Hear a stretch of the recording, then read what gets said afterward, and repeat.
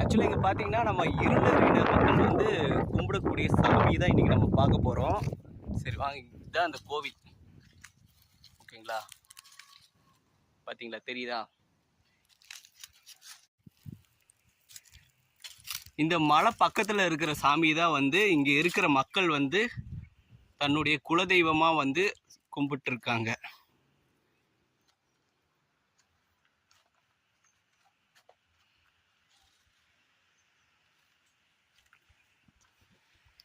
பாருங்க,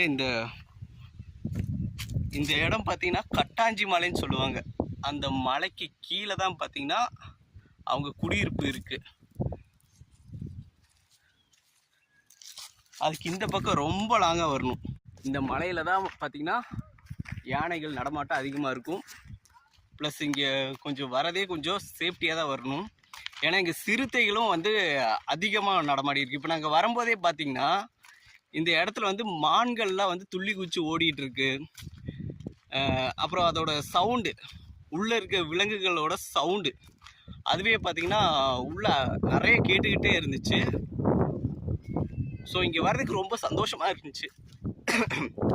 ஸோ இங்கே வர்றதுக்கு ரொம்பவுமே ஒரு சந்தோஷமாக இருந்துச்சு. மனசுக்கு ஒரு நிம்மதியாக இருந்துச்சு. இப்படி ஒரு வாழ்க்கை நம்மளுக்கு கிடைக்கலையே அப்படின்ட்டு ஒரு மாதிரி ஏக்கமாக இருக்குது, அப்படிதான் சொல்ல முடியும்.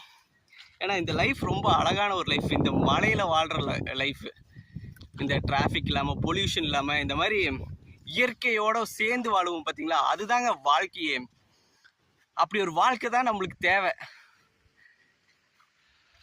எந்த ஒரு எப்படி சொல்கிறது, இவங்க பார்த்துக்கிட்டிங்கன்னா எந்த ஒரு பொறாமை இல்லை வயிற்றுச்சல் எதுவுமே இல்லாமல் ஒரு மாதிரி நிம்மதியாகவும் சந்தோஷமாகவும் ஒரு லைஃபு அப்படி வாழ்ந்துட்டுருக்காங்க.